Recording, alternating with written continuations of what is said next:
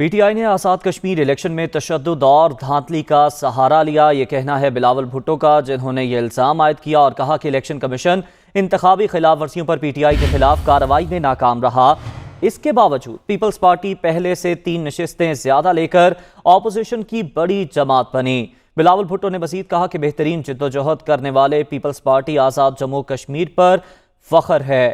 P T I نے Azad Kashmir election میں تشدد اور دھاندلی کا سہارا لیا۔ Chairman peoples party Bilawal Bhutto Zardari کا یہ کہنا ہے، انہوں نے کہا کہ الیکشن کمیشن انتخابی خلاف ورزیوں پر پی ٹی آئی کے خلاف کارروائی میں ناکام رہا۔ اس کے باوجود پیپلز پارٹی پہلے سے 3 نشستیں زیادہ لے کر اپوزیشن کی بڑی جماعت بنی۔ رد عمل دیا مسلم لیگ نون کی رہنما مریم نواز نے بھی اور کہا کہ آزاد کشمیر الیکشن کو دھاندلی زدہ قرار دیا ہے اور نتائج تسلیم نہیں کرتے ہیں۔ آزاد کشمیر الیکشن کے حوالے سے اپنے ٹویٹ میں مریم نواز نے کہا کہ انہوں نے نتائج تسلیم نہیں کیے ہیں اور نہ ہی کریں گی۔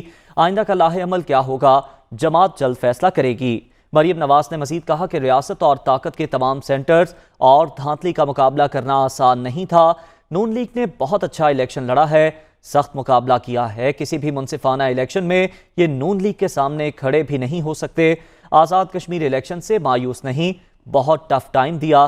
انہوں نے کہا نون لیگ کے تمام ووٹرز اور ورکرز کو ان کی جرت اور بہادری پر شاباش دینا چاہتی ہوں۔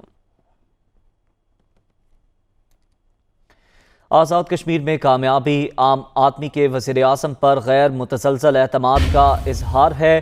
اپوزیشن اپنی قیادت اور سیاست دونوں پر نظر ثانی کرے، یہ کہنا ہے وفاقی وزیر اطلاعات فواد چودھری کا۔ انہوں نے مزید کہا کہ زرداری اور نواز شریف کو لوگ قبول کرنے کو تیار نہیں، محب اللہ سے ملاقاتیں کرنے والوں کا کوئی مستقبل نہیں ہے۔ وفاقی وزیر اطلاعات فواد چودھری یہ کہتے ہیں کہ آزاد کشمیر میں کامیابی عام آدمی کے وزیر اعظم پر غیر متزلزل اعتماد کا اظہار ہے۔